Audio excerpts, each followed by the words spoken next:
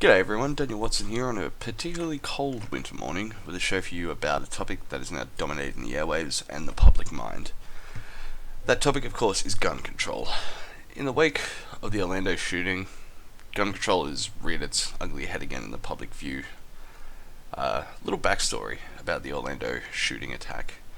On the night of June 13th, 2016, a man with ties to the Islamic State of Iraq and Syria walked into a gay nightclub named Pulse and opened fire, killing 49 people and injuring 53 more. He was quoted as saying by his father that he saw two men holding hands in the street and became enraged at the idea of two men in a relationship with each other. By the end of the ordeal, Omar Martin, the shooter, was dead, as well as 49 other people, and the world began to learn of his affiliations and his religion. Now, this will not be a show about his religion, although there may be some overlapping themes. This will be a show about something that is always pushed and propagated for after a massacre in America, and that, of course, is the push and apparent need for gun control. So, a bit of backstory first. America has the Bill of Rights and the Constitution of America, which acts as the supreme law of the land.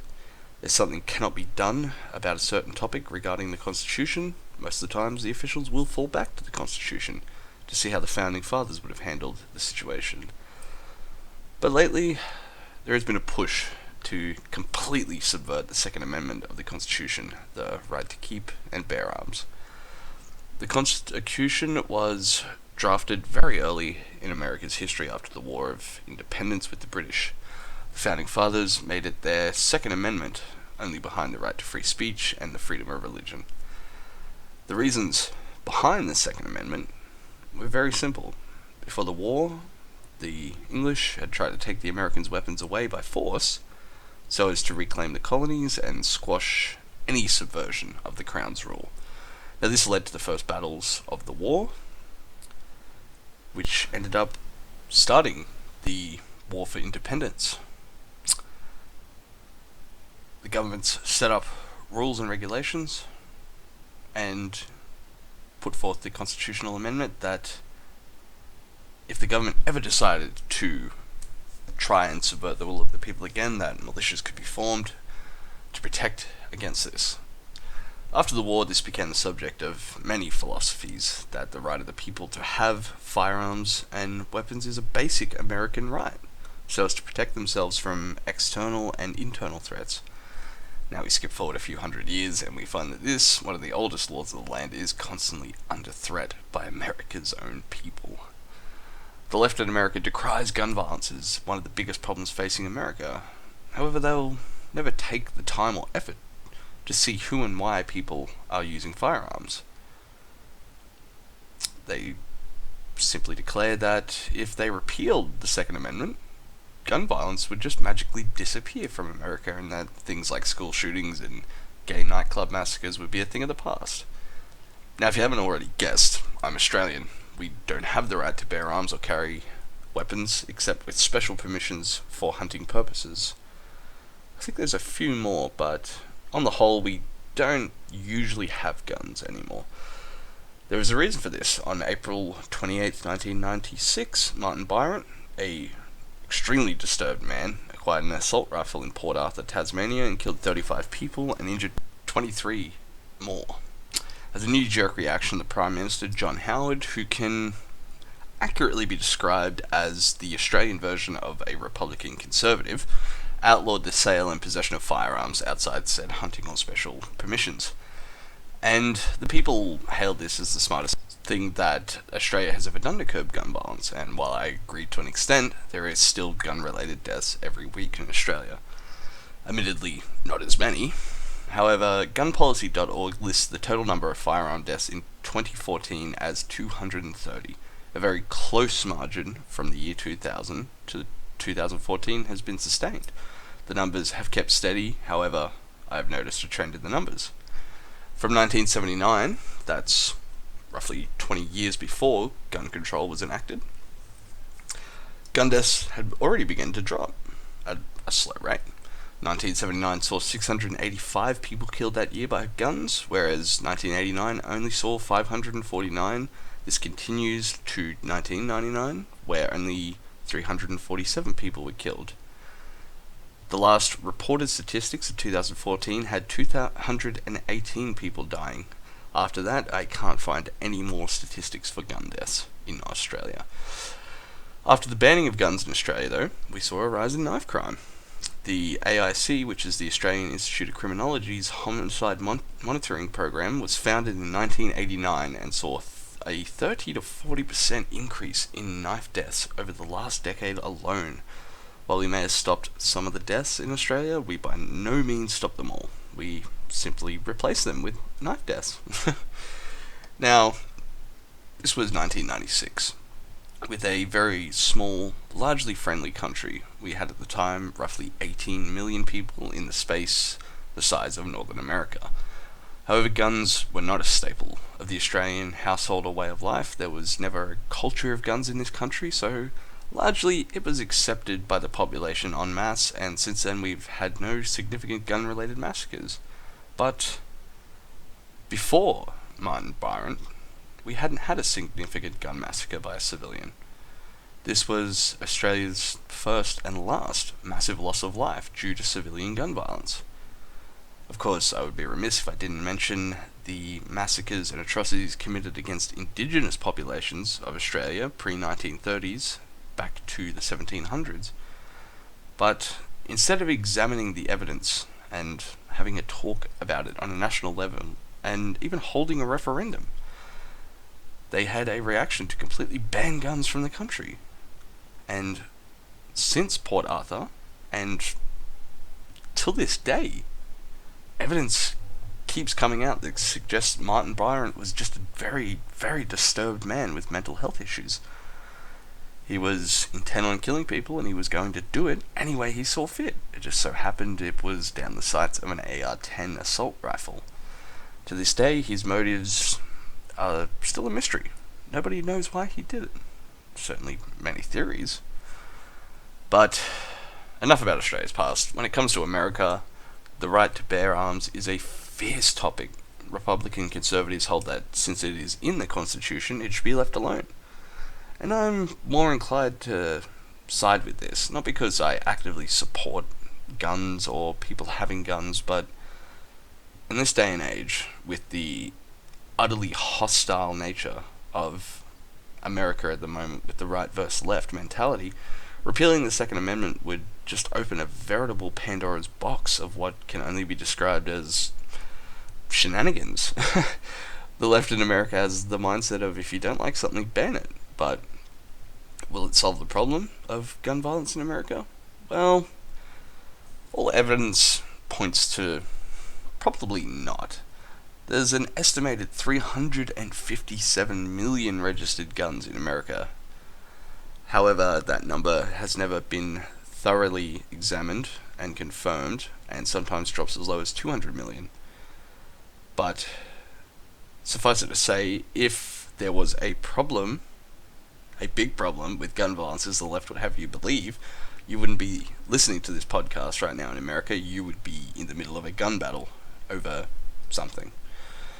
But the main problem is, as it's always been, is that when people want to commit murder, they will. It doesn't matter how they do it, they will commit it. Whether it's a knife or with their bare hands, killers kill people. That's why they're called killers. Now, I agree that taking the means of rifles away from them will spare lives. Perhaps they won't get to the numbers of the Virginia Tech massacre or the Pulse nightclub massacre, but they will still kill people. To put it another way, if the Mountain from Game of Thrones walked into the nightclub with a sword, how many people do you think would have actually stood more of a chance than if he walked in with an AR-15? But blaming the tool for the actions of an individual is indicative of the culture of leftist America. Personal responsibility isn't high on the totem pole for the left, and instead of asking, well, why did this person commit this crime? Why did he do it? They just simply state, well, we need to take the means away. Because if we take the means away, they're just going to stop murdering and go home. But that doesn't solve a problem. That just shifts it. As far as I can recall, I've never seen on the news an assault rifle load itself and start killing people. But it's a hard discussion to have. one that people like myself are willing and wanting to have. Because heroin is illegal and banned, but America still has an epidemic of heroin deaths every year. And how can that possibly be when it's banned, it's regulated? But I will play devil's advocate for the time being. If we ban guns, then we should see a fall in gun crime. We did in Australia, but let's apply this logic to something else. If we simply outlaw and ban Islam, we shouldn't have any more Islamic terrorist attacks in the West. But you'll say, aha, you want to ban an entire religion. It's just not possible. People will always find a way to worship and be Muslims. And, throw in the buzzwords like racism and Islamophobic. You'll say, but we've got you. You want to ban an entire religion for the acts of a few individuals.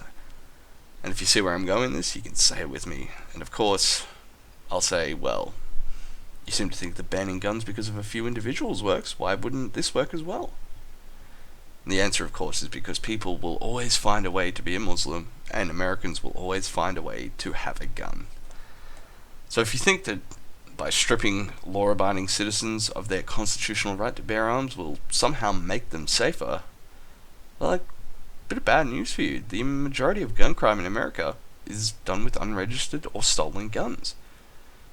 These people have not gone through legal channels, background checks, psych evaluations, or any other of the apparent gun control methods that are working. And I don't see gun control as working, because the only people who abide by it are people who aren't killing people. Take the Bataclan terrorist attacks in Paris.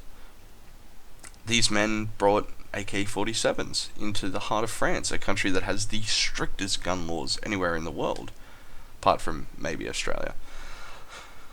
So how did these men get guns? There's no gun stores there. There's no permits. Certainly not for assault rifles. So how did they get around this with all those laws and regulations? And it's very simple to answer, is because criminals break the fucking law. I mean, it's really that simple. Just because we have a law against murder doesn't mean people don't do it.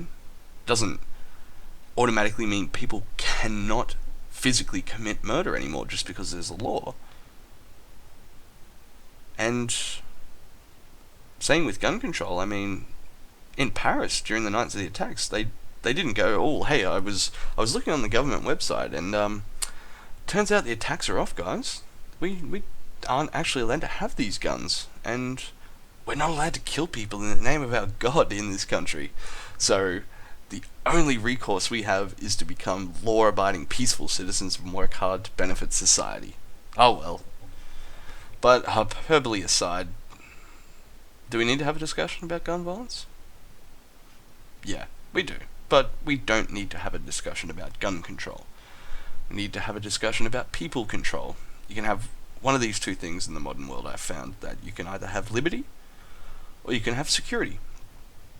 Personally, I see liberty in security. So if the NSA or FBI want to tap my phone, my internet, then go right ahead. I have nothing to hide because I'm a law-abiding citizen. If by tapping my internet on a blanket tap, they happen to find someone planning an attack, and they can stop it, then that to me is a win. I don't care about privacy if it means that by breaking it, they can save lives. Now, I can already hear the collective puckering of the left and libertarians at the idea of letting the government see what you're doing, but if you truly have nothing to hide, then why do you have an aversion to it?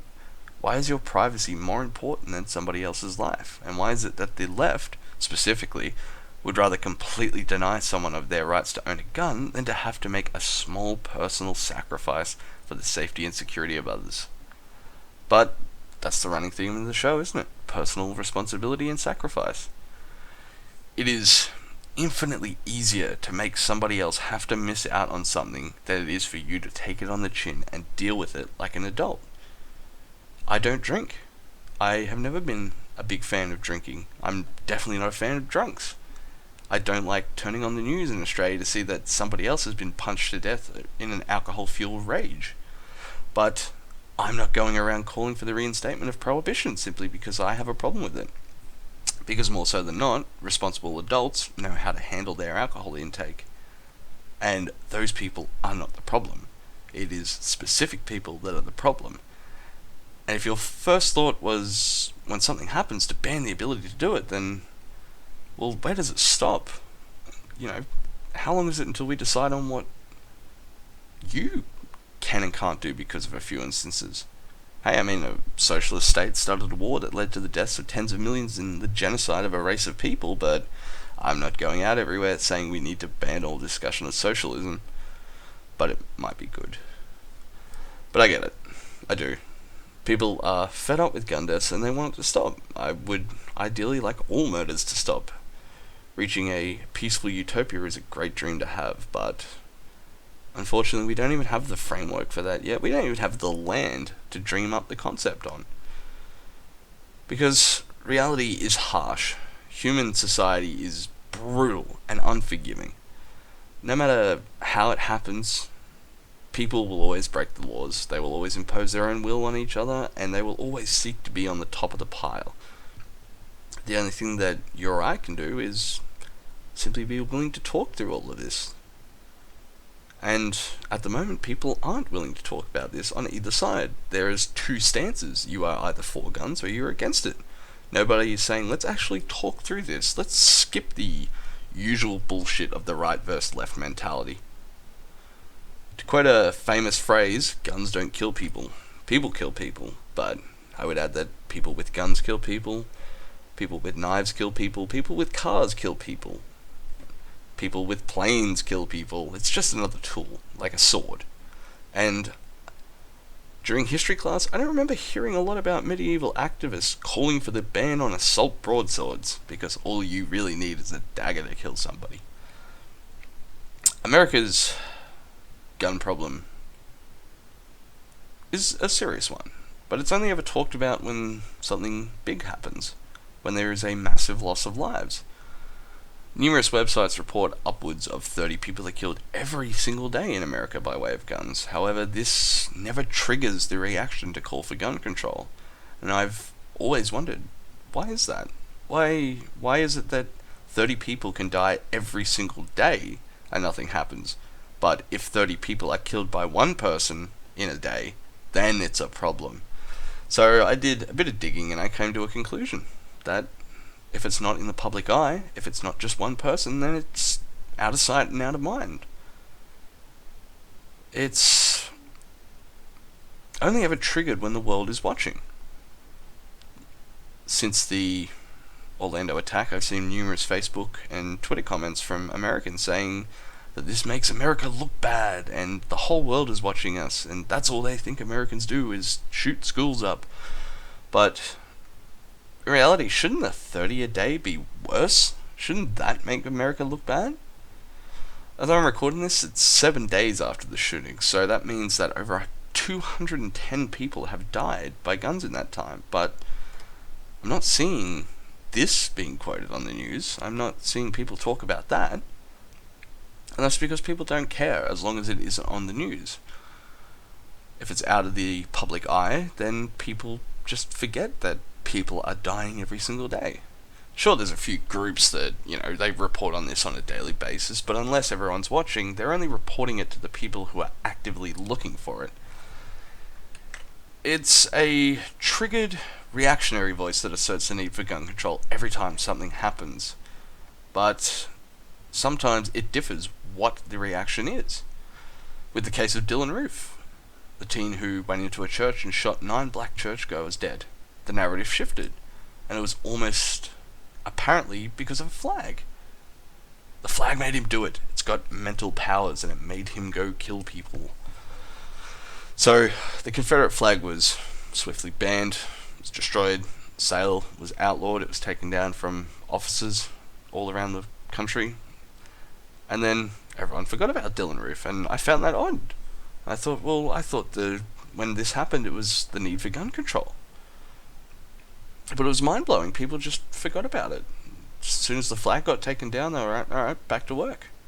But in the case of Omar Mateen, well, that's a different story, because the left has pitted all these groups together with each other, and most LGBT plus people, not all of them, but a majority, for some reason, see Islam as a friend to them. So when the two clashed very violently in Pulse nightclub and Islam came out on top, the narrative took a massive shift again. He wasn't white, he wasn't a Christian, and he wasn't a conservative, so they completely throw out the factors that lead to that attack.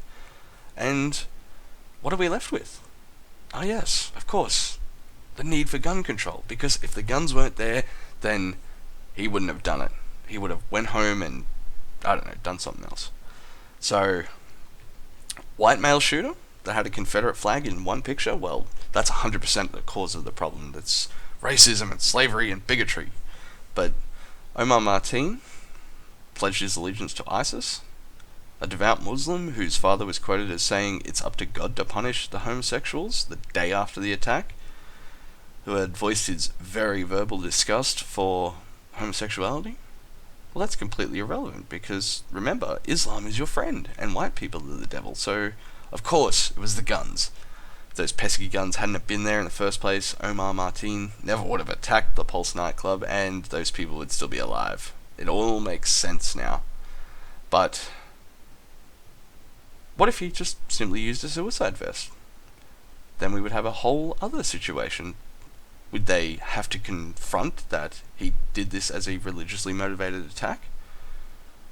Well, I don't know. Maybe they shift the narrative to something else. Maybe it's ban assault pressure cookers or the need for fertilizer control. And just skipping around the elephant in the room becomes insane at some point. And so when people say to people who are thinking about this, well, we just need gun control, you can understand why people just don't listen to them anymore, because that's not true. That's not the cause of it. The gun did not force Omar Martin to kill those people. He used the gun to kill those people because he wanted to. But, alright, let's say that a gun ban, total gun control, was enacted a year ago. He still would have been able to find an assault rifle. There was still a very high chance he could have found an assault rifle, because, well, let's be honest here, you wouldn't see an immediate effect from banning guns. You wouldn't even see it in a decade. You would have to essentially erase the culture of guns in America, something that would take, at the very minimum, 50 to 60 years, depending on which part of the country you live in. And the majority of crime isn't committed with legally obtained firearms, so the only thing you're doing by enacting gun control is stripping law-abiding citizens of their weapons and increasing the likelihood that they're victims of gun violence. No one in Club Pulse had a firearm apart from Omar Martin, because it was a gun-free zone, and apparently Omar he didn't see the sign on the way in. He walked a different way where there wasn't a sign. If he only had seen that sign, those people would still be alive and everything would have been sweet. So, does America have a gun problem? Well, in a sense it does, but in a broader sense it has a violence problem. Happy people don't pick up guns and kill people. I mean, that's why they're called happy people. Happy people don't kill people, full stop. But people who want to do harm to others, well, they're always going to find a way to do so. So, do guns make it easier? Well, of course they make it easier, but against an unarmed man, everything makes it easier. A single-shot flintlock pistol would make it easy. A sword or a baseball bat or a broken beer mug could be used to stab a bunch of people in a close space. I just watched a report on China where 30 people were killed in a knife attack and 130 more were injured. So, how do we tackle the problem? Do we simply just ban all the guns and move on? Well, California has an assault rifle ban, and the San Bernardino murders managed to get their hands on them. Of course, another religiously motivated attack. And of course, President Obama came out before the bodies were not even cold and started shilling for gun control. He said, yes, we need to ban firearms, and he made a big speech and he cried, and everyone said, oh, quick, burn the Constitution, he's crying.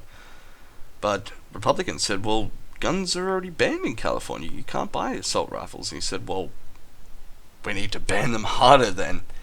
I don't know how you ban something harder, but that's what we need to do apparently.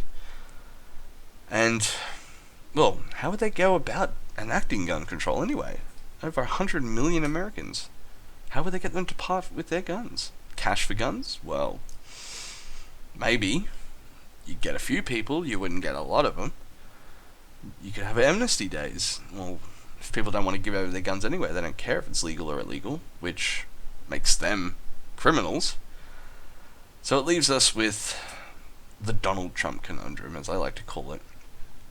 The left in America would happily forego the Fourth Amendment.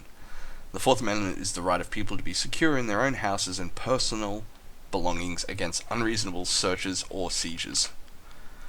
I mean, I really don't see them getting a warrant for every single gun owner there is in America, because it would probably take decades to get around to them all, but the Donald Trump conundrum is that people, specifically the left, seem to think that Donald Trump's immigration policy of quote-unquote rounding up illegal immigrants and deporting them would be like the Gestapo in Nazi Germany going house to house asking, do you have any Jews here?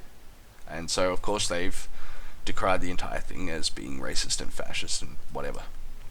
But do you think they would have the same reaction if it was them going after gun owners? I think you'll find that the left wouldn't care if they were unreasonably seizing guns from people's houses, because the narrative is that illegal immigrants breaking the law, well, that's perfectly fine, but if you're an American citizen who's exercising their Second Amendment right, that's just completely unacceptable because it doesn't fit their worldview. So, as I wrap this up, I'd like to urge people to think critically and objectively about this, and things in general. Instead of having a reaction to something, be proactive about a situation, because if you're reacting to something, you're not thinking. You haven't had time to prepare this, you haven't had time to think about it, you are just going off your feelings. But try and really understand the problem America is facing with guns, rather than just jumping to a conclusion that if you simply ban it, it'll go away. Because it probably won't go away, it'll just be driven underground. Like drugs. It'll become more of a problem. If it was just deregulated, well, it wouldn't be a problem, because you'd be able to track it. But my personal views on this are created through my own research and development of an understanding of the problem. I fully support the Second Amendment, but I don't support guns. I certainly don't like waking up to the news that more people have been slaughtered, but I don't immediately react to the situation as, oh my god, this AR-15 has gained sentience and just walked into a nightclub and shot a bunch of people. We need to get rid of it as soon as possible. In the Orlando situation, there is a very clear motive for why Omar Martin did this. He was a religiously indoctrinated zealot, following the teachings of his holy book. His family, his imam, they all knew about this attack and they supported it to a certain extent. In a 911 call during the attack, he pledged allegiance to a religious terror cult. And all of these things are infinitely more to blame than the weapon he decided to use to carry out the attack. But all of these things are infinitely more obfuscated and ignored by the left and people who would see guns taken away from law-abiding citizens and just placed into the hands of only the criminal elements of societies. So thank you for listening, and if you would like to leave a comment or ask me a question, please do so below, and also be sure to like and subscribe, and perhaps donate to my Patreon to enhance the quality of this show. You can find the links below. So thank you for your time. I'm Daniel Watson, and I'll see you guys very shortly.